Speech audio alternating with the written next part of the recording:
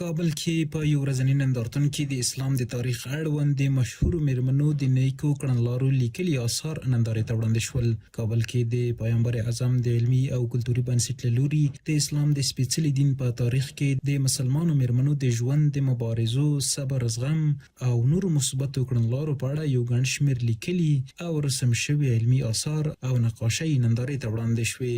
د دغه نندارتون مسؤلینو ویل موخه یې دا ده چې تر څو په ننني عصر کې مسلمان میرمنې خپلو دینی مسئولیتونو او اسلامی حجاب رعایت کولو ته وهڅوي.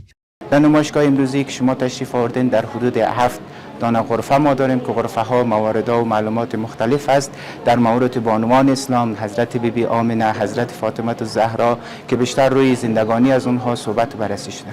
ما برای بانوانمان هم حیا و عفت می‌خواهیم، هم آگاهی می‌خواهیم.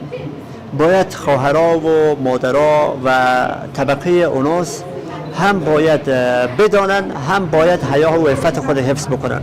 د دغه نندارتون څخه په دوه بیلابیلو جوړ شوي مراسمو کې ګڼ شمېر کابل ښاریانو لیدنه وکړه. برنامه ما اینطور است که پیش از ظهر آقایان بودن و بعد از ظهر در خدمت خانم‌ها خواهیم بود. د نندارتون ګډونوالو میرمنو ویل چې د اسلامي ټولنو د سوکالۍ او نیکمرغۍ لپاره میرمنې او نجونې دا مسؤلیت لري چې حجاب مراعات کړي او هغوی ته د علم او زده کړو زمینه برابر شي.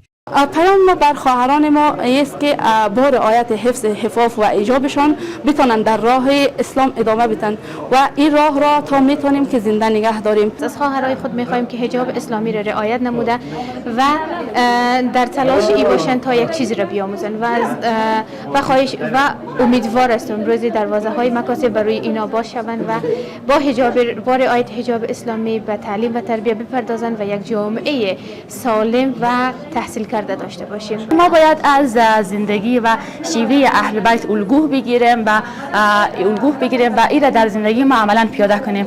و یک پیام اخیر که دارم برای خواهرای عزیز ما این است که در قسمت حجاب، رعایت حجاب که ما شکر الحمدلله مسلمان هستیم، باید رعایت شود.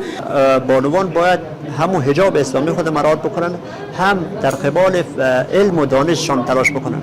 د یادونې وړ ده چې د یاد بنسټ له لوري له دې مخکې هم د علمي او اسلامي لیکل شوي آثارو دا ډول نندارتون په کابل ښار کې جوړ شوی و چې ګڼ شمېر ځوانانو د پوهنتون استادانو، محصلینو او ادب پوهانو ترې لیدنه کړې وه.